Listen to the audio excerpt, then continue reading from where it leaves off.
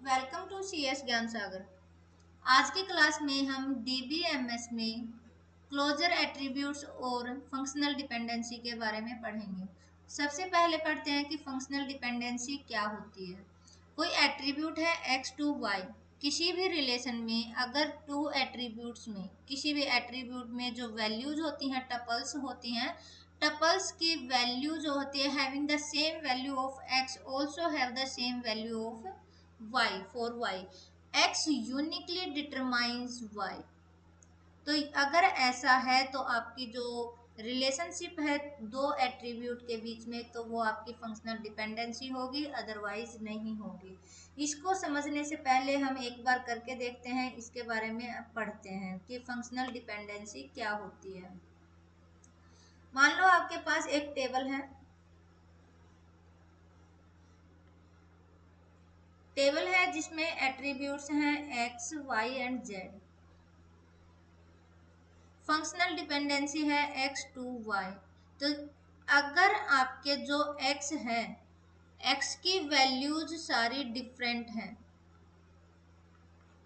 x की सारी values different हैं, तो आपके x और y के बीच में जो रिलेशनशिप होगा वो फंक्शनल डिपेंडेंसी होगी। अगर आपके x टू y इसके में जो y एट्रीब्यूट है उसकी सभी वैल्यूज सेम है तो भी फंक्शनल डिपेंडेंसी होगी। अगर डिफरेंट वैल्यूज हैं, फॉर एग्जांपल यहाँ पर आपकी है 101, 101, 102 और 101, तो y हो जाएगा आपका a, b, a, a, z हो जाएगा आपका मान लो 1, 1, 2 और 1। तो हम बात करें x टू y की, तो x में वैल्यू है 101, 101 जो है डिटरमाइन कर रहा है a को, 101 यहाँ पर डिटरमाइन कर रहा है b को, जो कि ये गलत हो गया, तो ये आपकी फंक्शनल डिपेंडेंसी नहीं होगी। अगर हम बात करें x टू z को, तो x में क्या है 101 डिटरमाइन कर रहा है 1 को, 101 डिटरमाइन कर रहा है 1 को, 102 डिटरमाइन टू 2, 101 डिटरमाइन टू 1, तो ये आपकी फंक्शनल डिपेंडेंसी हो जाएगी।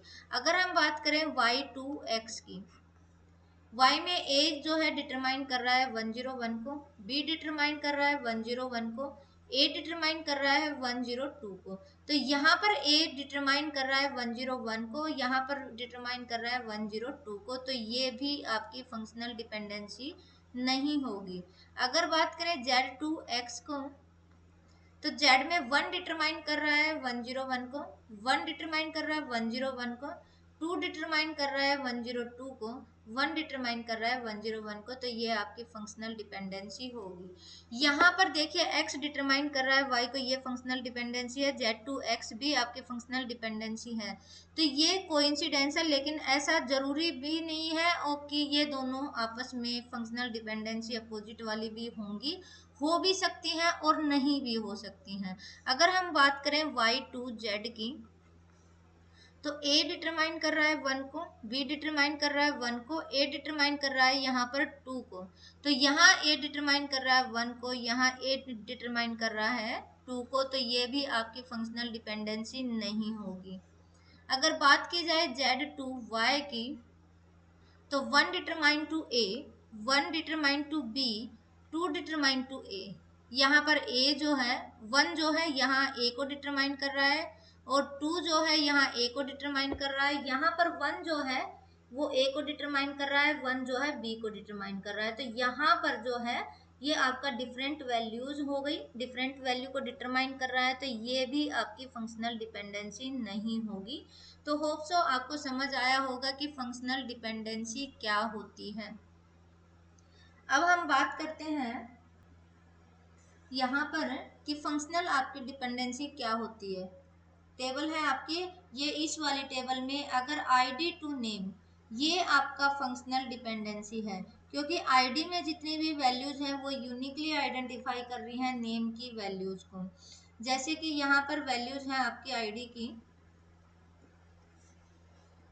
E001 जोन, E002 मैरी, तो मतलब आईडी वाली जो है, आईडी में सारी वैल्यूज आपकी डिफरेंट हैं, तो यही देख लीजिए ये डिफरेंट है तो ये फंक्शनली डिपेंडेंसी होगी। आईडी की चाहे आप नेम के साथ में करिए, आईडी को चाहे सिटी के साथ में करिए, आईडी को चाहे स्टेट के साथ में करिए, ये आपकी फंक्शनल डिपेंडेंसी होगी। फिर आता है कि functional dependency ID to city, ये भी होगी। City to state, city to state, देखिए Delhi to Delhi, Delhi to Delhi, Noida to UP, तो सिटी टू स्टेट भी होगी। फिर आता है नेम टू आईडी, नेम से आईडी में, तो यहाँ पर जोन जो है वो E001 है, यहाँ पर जोन है E003 को, तो डिफरेंट वैल्यूज को डिटरमाइन कर रहा है, तो इसका मतलब जो है ये वाली जो आपकी फंक्शनल डिपेंडेंसी है ये नहीं होगी, ये यूनिकली आइडेंटिफाई नहीं कर रही है नेम की वैल्यूज आईडी में। तो ये इस टाइप से आपकी फंक्शनल डिपेंडेंसी होती है। होप सो आपको समझ आया होगा कि फंक्शनल डिपेंडेंसी क्या होती है।